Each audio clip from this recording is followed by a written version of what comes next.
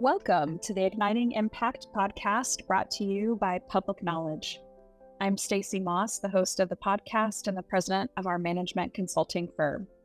Our firm's vision is to be a catalyst for change, leaving each person, project, client, colleague, and community better than when we began. The Igniting Impact podcast is an opportunity to share what our clients and our partners do daily to impact the world. We want to highlight this work and the work that they do for their clients and stakeholders that is changing lives despite the many challenges that they face. On today's episode, we have two guests with us, Jennifer Haight and Elizabeth Black. They're here today to talk about generating and using evidence to drive change, our theme for this year. Welcome to both of you. So glad to have you both here today.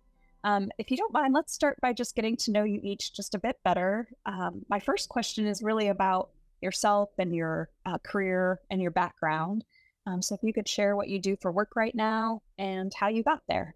And Elizabeth, if you don't mind starting, that'd be great. No, sure. My name is Elizabeth Black. I am a regional vice president at Public Knowledge for the East region. And, my background is I grew up in Mississippi. My dad was a fifth generation United Methodist minister in Mississippi. So that's where I'm from. And that's just a little bit about me. And Elizabeth, tell us a little bit about your kind of career and how you got to Public Knowledge. For over 30 years, largely involved in child welfare. Right out of college, I joined Teach for America and was teaching third through fifth grade students in a St. Bernard parish in Louisiana. And one of the things that I learned during that time is that teaching students and building relationships with students really meant that I got to know their parents, their families, and their community. And it was really during that time that I, really learned about the impact of strong families, strong communities on the success of young people in the classroom. And shortly after that, ended up in Nashville, where I was doing an internship at the juvenile court in Nashville, and got to know through that work a whole lot of kinship families, grandparents, extended family members, aunts, uncles, cousins, fictive kin, who were doing their very best to care for children within their own families and were running into numerous different roadblocks to be able to do that and do it successfully. And so I spent really about a decade as a leader in Tennessee's public child welfare system. I then spent about a decade, I've been doing kind of national consulting related to child welfare. And then the last 3 years, I've been on the leadership team at Public Knowledge, focused on supporting system leaders, working to improve outcomes for families impacted by healthcare systems, child welfare systems, and other health and human services kind of areas. Great. Thanks, Elizabeth. Jennifer? Let's see. Well, my name is Jennifer Haight. I'm currently the director of the Division of Performance Measurement and Improvement, which is a division within the Children's Bureau. The Bureau itself sits in the Administration of Children and Families at the Department of Health and Human Services. So I am now a Fed. Interestingly, I was born and raised in Washington, D.C., so coming back to this job, which I've been in for now 5 years, is a little bit like coming home. I left home when I went to college, and from there, I went to college in Iowa, and I went to graduate school in New York at SUNY Binghamton, and I landed in Albany, which is where I sort of started my public policy career. I left a graduate program in history and started to work in public policy because I just had an interest in connecting the past to the present, I think. That's what my interest was. So then I worked briefly for New York State government and then joined Chapin Hall at the University of Chicago, which is where I began to interact with child welfare systems and found that I had an interest in using administrative data to generate knowledge that became stories or the aggregation of information about children and families who interacted with public systems. And I got very interested in how meaningful data could be to telling stories about how children and families lived in their communities. So following Chapin Hall, I ended, as I said, back in DC, working for the federal government. Jennifer, I did not know that you went from history to child welfare data. That's an I interesting. did. It was really an interesting path because Yeah. as a historian, I turned sharply away from the concept that quantitative information could reveal anything meaningful, and I have certainly come full circle from that perspective. It's a very interesting background. I didn't know. Thank you. It's so interesting, your statement. I wouldn't have thought of it, and I haven't heard you exactly say it that way, but connecting the past to the present. And it's just very interesting you making that connection because that's, I don't know, in a way, how we got to know each other. Let's get to know you both on a more personal level. If you'll just share a bit about kind of who you are outside of work and what values you live your life by. Yeah, well, I'm sitting here today just to sort of say on top of Pettigene Mountain. It's actually in between the Ozark Mountains and the Ouachita Mountains in Arkansas. So this is where I live and live with my family in Little Rock. And, I guess outside of work, I love to be outside. I love to be running. I love to be hiking. I love to go cycling. My partner is a potter, and we have a pottery studio actually in our house. And so I love being part of creative communities. I love my family. We're very close to our neighbors. That I'd say that would be a little bit about me. If I had to sort of highlight values, and again, let me emphasize sort of aspirational values, I really value integrity and kind of teamwork and collaboration. The older I get and the more advanced I get in my career, just the more clear I am and the more convicted I am that progress and change occur because we are working collectively together and that our power is through the collective. And I just firmly kind of believe, I guess, both of those things. That certainly explains how Elizabeth and I came together and stayed connected for all these years because there's so much overlap in the way we approach the world. Outside of my work, I try very hard to be a present, reliable, and engaged partner, parent, friend, and to my immediate family and my extended family and in the communities in which I live. And one of the truths about my current situation is that I live in two places. I live in Albany, New York with my family, including my dogs, who hopefully you will not hear a word from today. And half the time I live in DC with my father. So there are challenges associated with that, but it's also a source of great pleasure. Like Elizabeth, I have well, first of all, I really value being outside and active and engaging in the world around me and being sort of intentional about trying to create a world that is worth leaving behind to those who follow me. So that's one of my animating values in my personal life. Generally, what I try to model just some basic principles in the way I conduct my interactions with both professionally and personally to sort of manifest and show respect for others and compassion towards others and counterbalance that with curiosity and conscious commitment to always learning more and spreading knowledge. Those are things that definitely apply to my work, but they also apply to my personal life because I just think that it's interesting to be alive.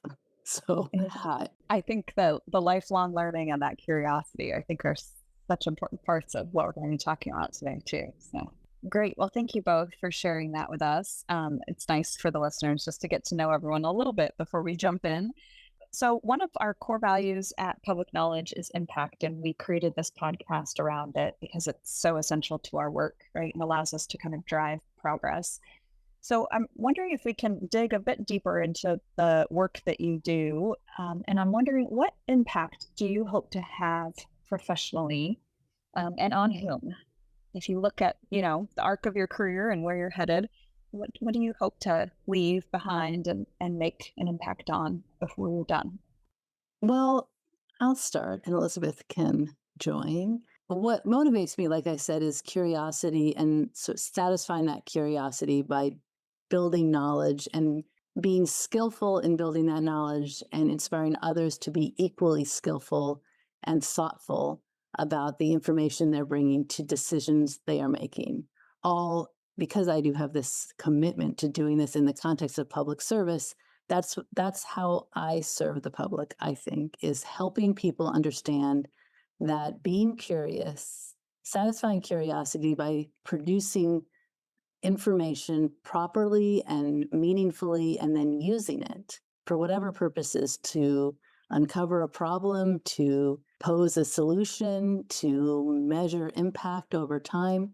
Any of those things, I think, are fed by thoughtfully produced knowledge. And I think if I inspire others to get excited about generating new information and using it and for whatever purposes they choose to, that would be an impact that I'd be proud to have. Elizabeth, what about you? I love that. And Jennifer, I think I do share so much of that, I think, with you.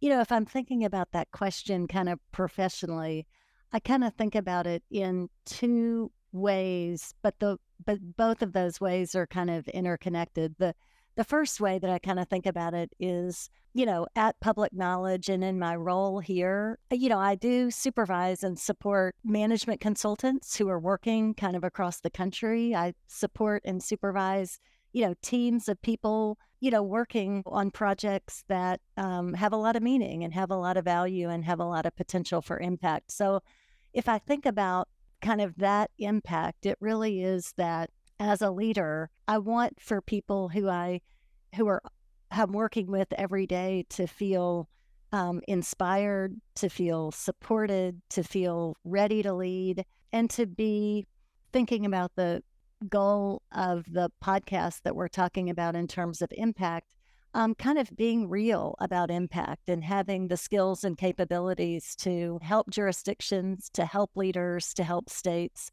understand progress or frankly lack thereof, and be real and honest about that. So that's kind of one category. A second impact that I really would like to have, and it's something that in a way I kind of learned through Jennifer, but learned through some of our shared work together, that had a big impact on me professionally, but frankly a big impact on me personally. And that is one of the times in my career where I've seen the biggest change happen, and change happen in meaningful ways for families and for communities, is linking leaders who are clear about a vision and the outcome that they're seeking for families, and being very, very clear about that, able to message it and to be kind of consistent about that.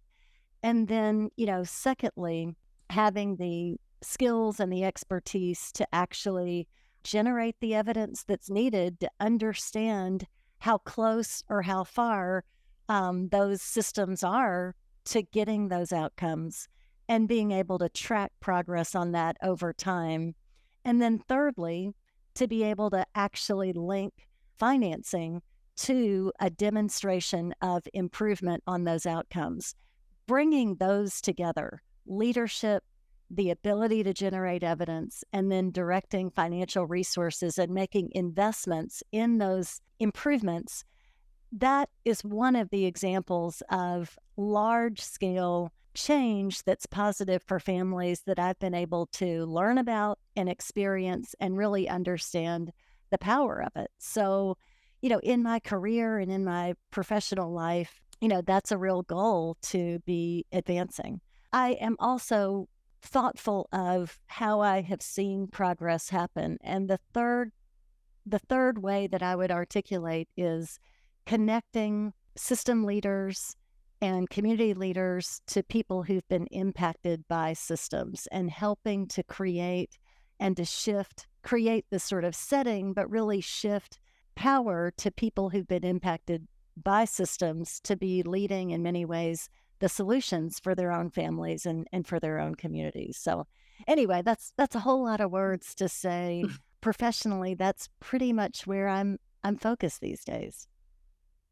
I love it. Thank you so much for sharing. Well, if we turn to impact personally, and Elizabeth, you started headed down this road, but let's take it a bit further and talk about what kind of impact do you hope to have on the world personally? So outside of work, if there is a difference, what's the difference? Where are you focused on your impact? I don't know. I mean, part of how I feel about this is it's hard to even make a distinction between professionally and personally. There's just, I don't know, I feel so much alignment. But personally, I guess when I think about myself, when I think about my family, when I think about my neighbors, my community, at the end of the day, I just really believe that I want to do everything I possibly can to deal with my own issues, to be self aware, to be learning, to be the best person that I can be, and to be, just not causing harm, but really have a lot of presence, focus, and love for the people around me. So I don't know, that might be a quick sum up of what I think about impact personally. I've learned a lot about that from you over over the years. So I think that is, I'm not surprised that is your personal priority. So Jennifer, what about you? Well, it is an interesting question. I was thinking about it. I mean, I think about it a lot because I often sort of ruminate about whether I personally am having any impact because that's just how my brain is wired. But I do think that there's a connection well, first of all, I think that one of the ways I have impact is that, I have children and I have family members and I'm known to offer my opinions on a lot of things. And I think one of the things that I try to do is model those values that I talked about before, sort of being respectful and compassionate and a good listener, but also curious and motivated by science and facts. And I think that there's a way to demonstrate through the way you interact in your life that those values can be counterbalanced with like something sort of that sounds dry, like generating evidence to support change and just show people that you can be in the world and care about the world and change the world and still have time to enjoy the world. So I guess I try to model that curiosity is satisfying and kindness maybe helps to breed curiosity and promote change. And that, everything that each of us does actually does matter. Mhm. I don't know. I think it sounds a little fuzzy, but No, no, not at all. It does matter, and I love that. I love how you keep coming back to curiosity too. I think it's a great value, both personally and professionally, and does help to kind of keep that interest right in the world and the people around you and why people do what they do I and really how think so. yeah I mean, I how think, to yeah, how to make change, right? It and also to do it in a non-judgmental way, right? How can we be exactly. curious rather than jumping to conclusions? So, Exactly. If you are curious, then you're asking yourself just to try and understand someone else's perspective, their experience. Why might they yep. feel that way? What might have brought them to this space? Hmm. And then, I love it. if you move from curiosity, if you act from curiosity, you're likely to learn something. Yeah. So let's take us to the theme now. So our theme actually for the whole year this year for the podcast is generating and using evidence to drive impact or change. And so what we want to look at now is kind of get your experiences right on kind of how to do this and what it looks like and what works and what doesn't work that we can share with our listeners today. And it's a little bit different today than usually we're kind of talking about one specific project, but you both have a lot of experience and in a lot of different areas, states, different projects. And so, what we want to talk about today is a little bit more about kind of how you go about it. Definitely, if you want to share some examples, we definitely can. But let's just start with the question of you're sitting down on a new project or a new client. How do you start working with them on generating and using evidence? Where do you begin? I mean, I think where I begin is going to sound a little disingenuous, but let's just like for the sake of argument, say that's what we're doing. We're sitting. I begin with like the question, like what is it that you want to know? What do you want to know? Do you want to know? So, right, I mean, I had a little bit more latitude before I joined the federal government, because in my role, the federal government, there are a lot of things that we are all told that we want to know. So we care a lot about outcomes for children who are engaged in some way with the child welfare system. So what do you want to know? Do you want to know how likely is it that a child's going to be removed from their family, placed into care? And if you want to know that, then the next thing that I want to talk about is, well, what is the best way of understanding how that likelihood? And then we want to know, is it the same or is it different? So I just sort of want to be systematic in asking, what is it that you want to know? And then what information do you have to bring to bear to produce the answer to that question? And then how can you produce the answer to that question so that you are spawning more knowledge or generating more questions? And you want to know one thing about how likely it is for children to enter care in one place, but what about in a different place? Or what about over time? Or what about different children? So that's usually, in an ideal world, how I'd start the conversation. In the world where I am now, where a lot of times I'm told what the question is, then I think the way I start is, how are we measuring that? And is the way that we're approaching the answer to that question the best way? And if it's not, how can we make it better? So a lot of trying to understand it more deeply and make sure that you're measuring the right thing or answering the right question, kind of on both sides.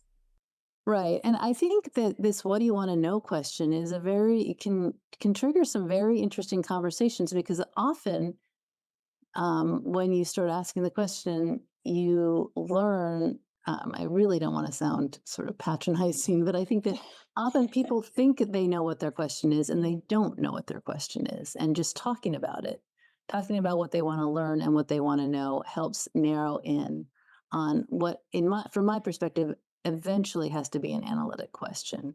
If you're generating knowledge, if you're producing evidence, it has to be a byproduct of analysis. That seems like an essential to me. It's great. So Elizabeth, what about you?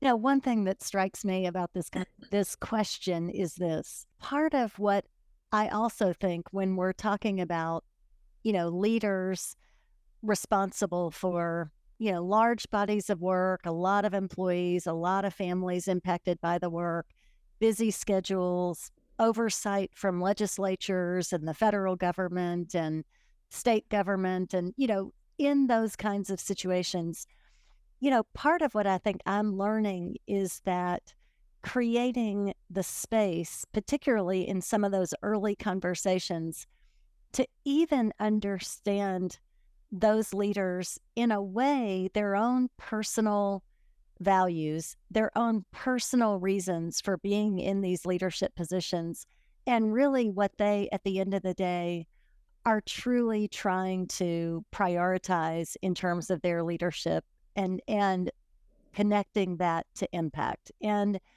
part of what I feel like I'm learning is that people are so busy, have so many mandates, and in some instances, so many different outcomes in a way that they're being held accountable for and responsible for, that taking that time to even understand, okay, at the end of the day, what one or two or three things are you really trying to make progress on? And that's not a small set of work or a small conversation, I think.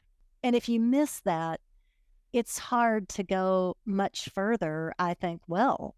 So if you're talking about kind of where they're headed, kind of what they want to impact, how do you get to the next question of kind of what does success look like, or what is success? How would you take it to that next step? Well, so I think from the "what do you want to know" question, you would eventually get to this analytic question that I suggested. And the analytic question would then force you to think about how you're going to measure. What are you going to measure? And do you have the resources available to you and the data assets to measure that thing correctly?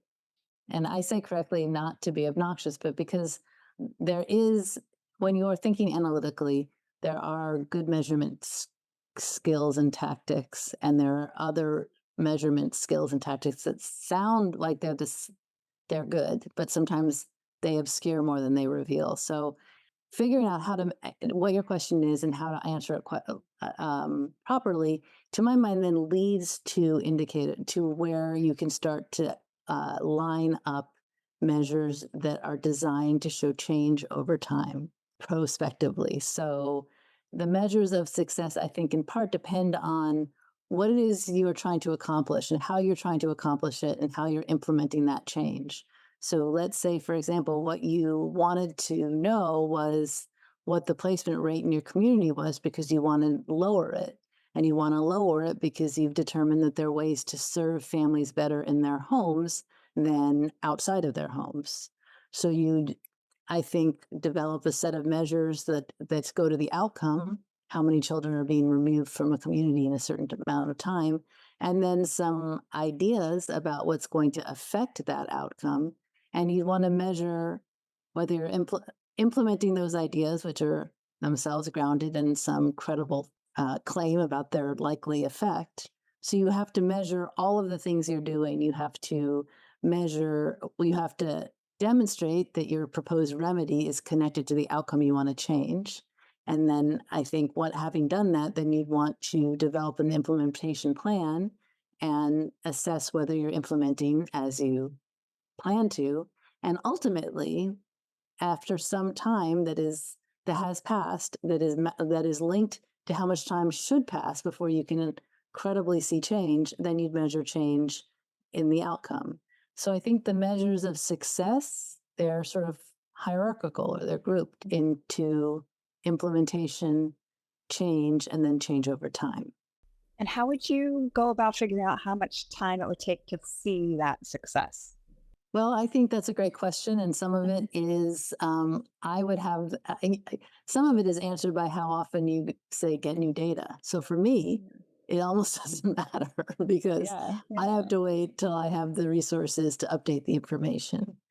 But I think in other cases, if you are implementing, say, a program that is a 12-week program, and you want to implement it maybe twice with distinct groups of people, then you would wait 6 months maybe so that you can enroll candidates into the program, deliver the program, and see change over time. I mean, I do think it's important to be thoughtful. Some things you could measure in 2 weeks, some things you need to measure in 6 months or 2 years. And I think one of the part of the art of this conversation about using evidence to promote change is to communicate when you can know what it is you want to know and when you have to wait. And that's a hard conversation to have, especially in light of some of the things that Elizabeth alluded to, like the many competing pressures and demands on leaders in systems who have to respond to those pressures and demands on a time frame that they don't own. That's a challenge. And may not agree with. Yeah. Jennifer, you said something else that I'm curious about. You mentioned that there are, some tactics or methods that might obscure kind of the answer to your question or might kind of hide it. I'm wondering if you could give some examples of what you mean by that. Well, one of the most common example is when a child is placed in a foster setting, removed from their home, placed in out-of-home care. One of the things that we really care to know is what is the outcome that child's going to have? Are they going to, and mostly we'd like to see them reunified with their family, and we'd like to see that happen quickly. I think there's a big temptation to, for example, look at all of the children who exited a foster care system in a year and see how many of them reunified. And from that fraction, say that you now have an estimate of how likely it is that a child who's removed from their home will reunify, because 100 children exited last year and 70 of them reunified, so 70% of children reunify.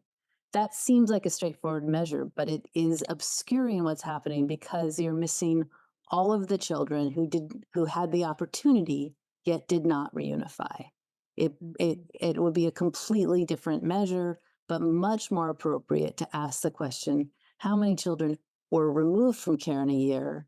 And if we observe them over time, how many did eventually reunify? It takes longer, so it's less satisfying, but there are ways to offset that. But it's a much better answer, because if you're only looking at the children who exit the system, the thing that you're failing to see is the thing you care you care quite a bit about.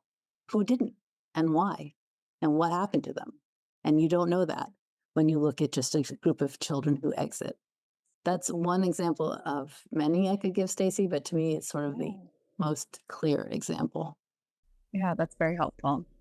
Elizabeth, what do you think about kind of how do you go about deciding what success looks like and landing on kind of how you define that?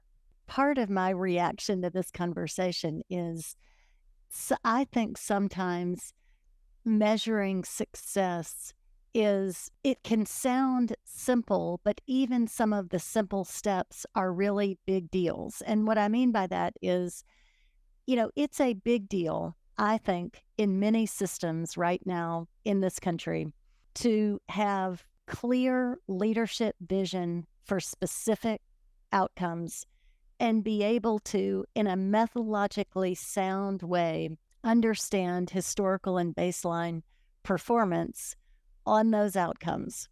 And just the power of being able to do that and understand the variation of that performance at different levels within the system and between the public sector and the private sector, that in and of itself, using just that baseline data, that historical performance, and being able to be in meetings, be in conversations, and be in work with each other where the starting point is an accurate, clear-eyed way of understanding what's happening and what's happening for children and what's happening for families. I think that in and of itself, just to sort of say, many systems struggle to be able to do that and do that well. The systems that are then able to set targets and track progress towards those targets, I think that's a next level that is demonstrating success just in that way.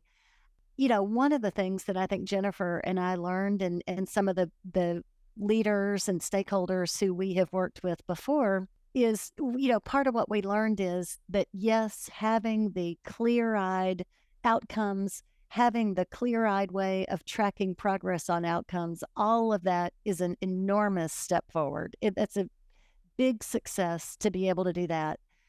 But you almost need to be spending much more. I think, Jennifer, we used to talk about if you're spending an hour generating and using evidence, you need to be spending 9 hours on what is your actual solution, what is your intervention, what's your approach, and how are you actually going to make progress on this performance and this kind of impact. And so doing both of those at the same time is something that I've learned that is a challenge, but it's so important not to lose sight of the actual programmatic implementation of what you think is going to make a real difference.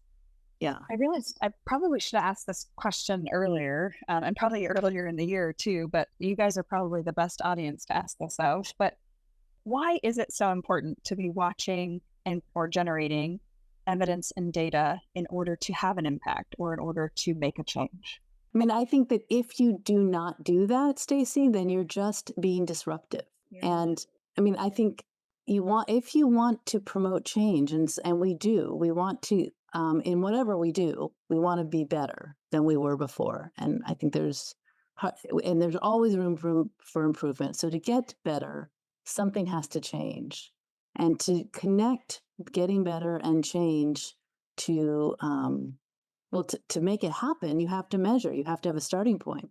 It's like starting measuring a race in the middle of the track when there are 12 laps. And if you don't know where you started and can't measure where you end up, then you're just recording people running around.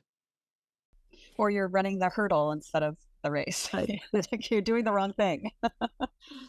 It's the right question. It really is. And, here's how I would answer it. I mean, both of you, I think, would say that, and other people in my life would say this. I mean, I am in some instances an eternal optimist, but that's not enough to just simply be an optimist without the actual real hard evidence. And just to be like one example really, really clear, We are working in a jurisdiction right now where we know and we have the evidence that 7 out of every 10 children coming into the foster care system are Black or multiple race children.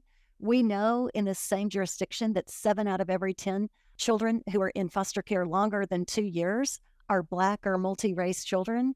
And we know in this exact same jurisdiction that only 36% of the population is Black or multi-race. So, we're doing a lot of work. We've had a lot of investments from foundations and frankly, the federal government. And at the end of the day, I can be an optimist all day long, but that is irrelevant if we're not actually able to show and track that disproportionality is changing and changing pretty dramatically. And so understanding in terms of generating evidence in this particular example, we need to be held accountable using real data, real evidence. Are we actually implementing what we said we're going to implement to address it? And are we showing evidence and impact on the children and families that we're sort of targeting? And so I think it's that difference between believing, speaking, imagining, making commitments, making promises versus, linking that with the actual evidence. Right. And I think I would add that also measurement in this manner can be, it can certainly should be used for accountability purposes. It can hold you accountable. It can manage expectations. It can also be kind in a way that I think is, that I'd want to acknowledge. Like part of, I think, either the optimism or the boldness in making bold statements about things we're going to change is that I think sometimes we make statements that set goals that are unachievable. And if we get in the habit of doing, as Elizabeth said, establishing a baseline and then aspiring for a manageable change from that baseline, you are responsibly using evidence. You are still holding people accountable, but you are much more likely to achieve a change that is achievable in a specific amount of time than you would be if you said, we are just going to improve by 50% or something that sounds good, but is probably not achievable. And if you went back and looked at the data to see say how many children typically exit to permanency in a year, and you can see the federal standard right now is around 40%. If you said something like, well, we're going to get to 80% in a year, that's not achievable. I don't think. Maybe. I don't know. Maybe it is, but I would say it's probably not. So it's got it's double-edged. It definitely evidence and the use of evidence in this way creates accountability. It's reasonable. And I guess that's why I said it was kind. Yeah, no, I love that because I think you have to set goals, right, that you can achieve. And if you're, or that, or at least it's possible to achieve them. I think your example there, Jennifer, put my mind in another place too, right? Like there may be a way to get to 80%, but it might be breaking other things, right? So yeah, I brought to mind like the relationship between different points of data and evidence and how important it is sometimes to be watching things that maybe you're not trying to move the needle on, but you want to make sure that they aren't changing as you change something else. So it doesn't have kind of unintended consequences. Precisely. That's very important too. I mean, Elizabeth has heard me say in other contexts that one of my goals is just to make people fall in love with data, like that it can be so alluring and captivating and inspiring and effective. Well, that's not inspirational. It can be all of those things. It can also it can defend you from claims. It can arm you to make claims. It can fuel demands for change. It can also help you manage unreasonable demands. And it can tell stories. That's the other thing that I think when I referenced earlier, when I was introducing myself and saying that I went from history to basically being an accountant for a minute, it's because the power of one bite of data aggregated up into many tells some very powerful stories, and that can be marshaled or turned towards positive change, learning something inspiring people to do something different, which is the only way change is going to happen. And it's so much more powerful with that evidence behind it than just the words, right? I think I that's think so. the story without the data, I think, is much harder to tell. Well, okay, so let's look at if you're like, let's think about some lessons learned. So, I love the inspirational kind of and ways that you can use it and use it well. Is there anything that you guys can share with the listeners who may be, embarking on a project to generate and use data to kind of drive their change or to drive impact? What are some lessons learned that we might be able to share with them as they set out on that work? Jennifer, I'm so interested in your thinking on this. Two things that jump out to me. One is, I think it is so important to have a way to generate evidence in a methodologically sound way that you can trust, that we're asking the question, but we're actually answering that particular question in a way that is kind of accurate. But once you're clear about that, putting the time and effort into, okay, then what are you going to do about that? And approach the implementation of that using effective approaches to kind of implementation. So, spending a lot of time also on the programmatic, the leadership, the change management part of the equation. I think another lesson learned is, and I guess what I mean by that is, we can sometimes get so focused on the data.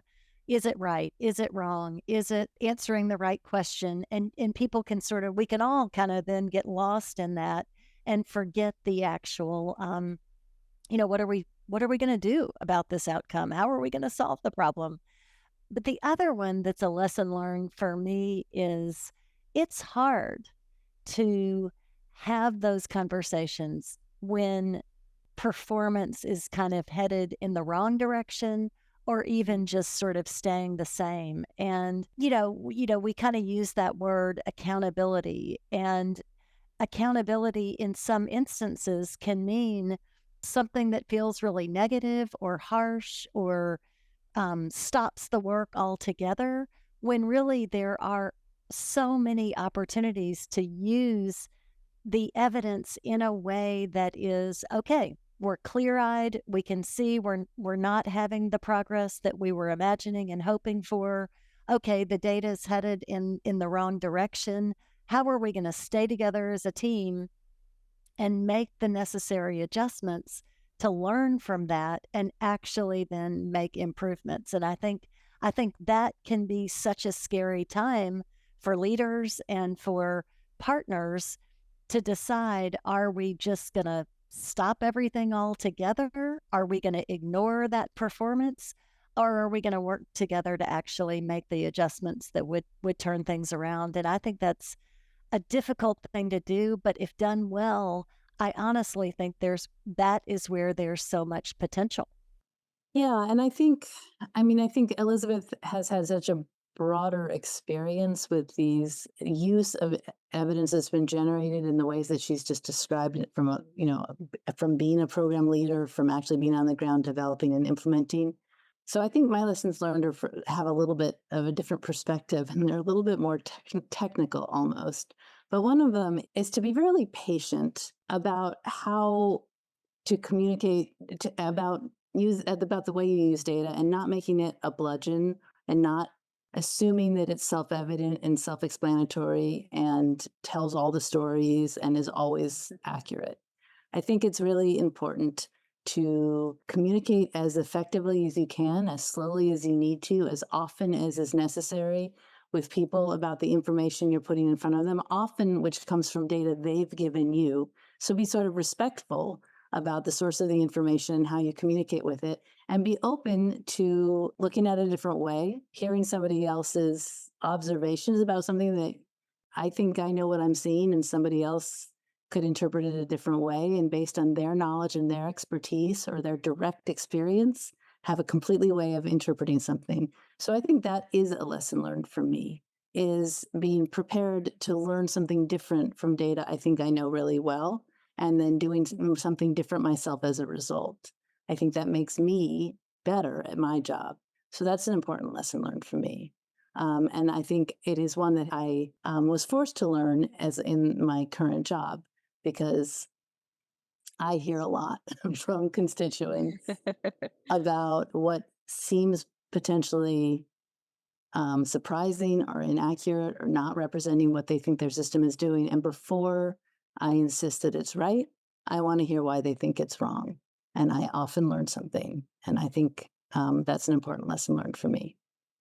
Elizabeth, any other lessons learned you'd like to share about generating and using evidence? I don't know, just to kind of reiterate that, leadership matters here. Leaders who are able to, in a way, I think, do what Jennifer's saying, be committed to a vision, be committed to outcomes, be very clear about those, and being willing to and very curious and interested in what the actual evidence is telling them all along the way. And I just can't understate how important the kind of leadership component of this is. Jennifer, any other lessons learned that you'd like to share? I don't. I think that I would be at great risk of repeating myself if I Sounds did. good. But I will say that one of the things that Elizabeth mentioned, and I think is important, was the third priority. I think you're outlining, Elizabeth, is just being very deliberate about getting feedback or perspectives from people who have interacted with the systems that we are producing information about. That is something that I really didn't have the opportunity to do as much, and I think it's quite valuable. All right. Well, to close out every podcast, we ask our guests to just share some of their wisdom and advice around our other two core values. So we built the podcast around our core value of impact, but our other two values of inclusion and teamwork. I'm just hoping that you'll share your thoughts on those. There's no pressure here, no right or wrong answer, just something that we can share with our listeners. And I think if it's okay with you guys, we'll go with Elizabeth first and then Jennifer, since she knows what those values are and probably has a little bit more time to have thought about it. So the first question is just, what is your best advice for achieving high levels of inclusion in the workplace? Well, I mean, to use Jennifer's words that we've talked about several times, I think all of us being curious about each other, asking questions, being willing to learn more, being willing to listen, understanding where people are coming from. I think that's a big part of it, and not making assumptions about people based on what part of the country they live in, or, all sorts of different ways that we do make assumptions about who people are and what they're about, and taking the time to be curious. I think also being ourselves, sort of present and open to relationship, and open and present to kind of listening. I think those are some really big components around being inclusive and creating inclusive workspaces. Jennifer? Yeah, I mean, I think I would agree with everything Elizabeth said, but as I think about this, I think one of the most important ways to promote inclusion in the workplace is just to be consistently conscious about who is and who is not in the room or at the table, and that whose voices we're hearing. And when you have the opportunity to not speak and listen, I think that is, it's important to do that, to model that as a leader and as a person who's trying to create a space where everyone whose voice should be heard is able to be heard. And so I guess the final part is just to make it a safe environment where people can feel comfortable joining the conversation, being at the table, and speaking out. I love it. Curiosity and safety. And those are great. And I actually don't think we've heard a lot of those from previous guests. So thanks for you both for sharing that. All right, last question. What is your best advice for achieving high levels of teamwork in the workplace? I think one thing, high levels of teamwork at the end of the day is less about do we have the perfect teaming agreement, or do we have the perfect kind of written strategic plan, or do we have the meeting schedule all worked out? I think at the end of the day, teamwork, the most effective teamwork is when there are high levels of trust among the individuals, that there is alignment around a vision and a direction, and that the team is able to give each other strengths-based feedback, that the team is able to talk to each other around, developmental feedback. But at the end of the day, to be authentic, to be real, and to have that level of intimacy and trust, I think that just is really kind of the core of teamwork. And I just think it goes a long way if we are aligned around what we're trying to accomplish together.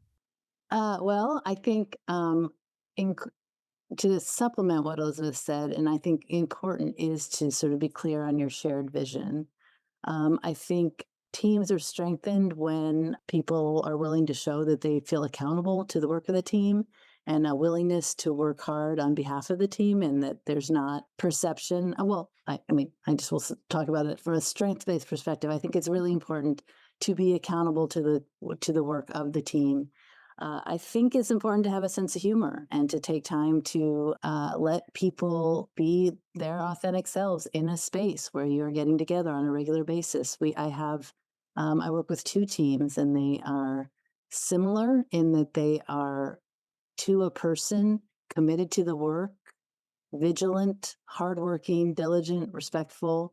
They're also good humored, and they are willing to take a moment to indulge in sort of a silly conversation or talk about the weather or But Jennifer, I actually am so glad that you're bringing up sort of a sense of humor and in the context of Stacy's question about teamwork, because you have a great sense of humor. You use that sense of humor so effectively in the work. And, I've just seen you on multiple occasions, just how effectively you do that. And I love it, actually. Well, that's really nice to hear. I think it's important because I think that and more importantly, when you can laugh at yourself, like you signal that you're not taking yourself so seriously that you require everyone else to be concerned about how they interact with you. Like if you want to Yes. create a good team, make people feel comfortable. And one important way is not to tell jokes, but to just signal that you are not beyond laughing at yourself. Right. Right. Or noting the humor in a situation. I just think it can be It's disarming. it Yeah, is it's disarming. I love that. Well, thank you both.